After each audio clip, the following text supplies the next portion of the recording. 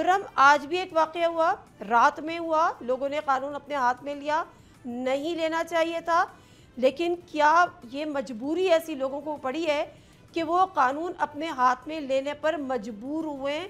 हुकूमत कहाँ है? क्योंकि ये पहला वाक़या नहीं है, तवातुर के साथ वाक़यात हो रहे हैं।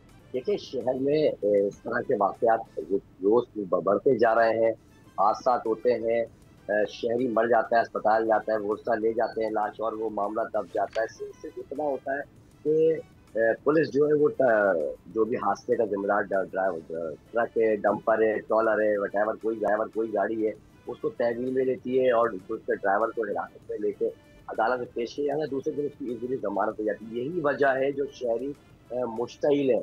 शहरी गम-ओ-गुस्सा है कि रोज़ 1 से 2 और 3, 4 वाक़यात ऐसे हो रहे हैं शहर में कि लोग मर जाते हैं।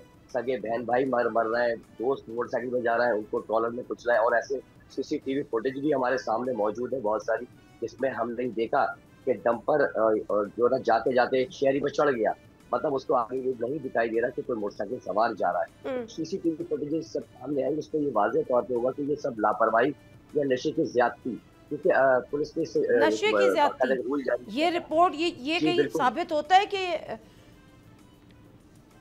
उन्होंने देखिए, ड्रग्स ली? पुलिस और आपको पता है, ये पुलिस का गठजोड़ है, ये वाज़ह तौर पे मैं क्लियर कर दूँ, गठजोड़ का मामला होता है, इसलिए ये रिपोर्ट शो नहीं होती। हर जगह आपको पता है कि मामला बन जाते हैं और फिर उस मामले को रफ़ा-दफ़ा कर दिया जाता है। बहुत सारे ऐसे सीसीटीवी फुटेज है जिसमें डंपर चढ़ गया है, लो डंपर ड्राइवरों के पास लाइसेंस नहीं होते। ये चीज़ क्लियर है, बहुत सारे एक इंसिडेंट नोट करा कीजिए, जो इंसिडेंट हुआ है जो राशिद बनाज रोड पे रात में हुआ, इसमें 60 डंपर जले हैं। सब्सक्राइब करें और बेल दबाएं ताकि कोई खबर रह न जाए।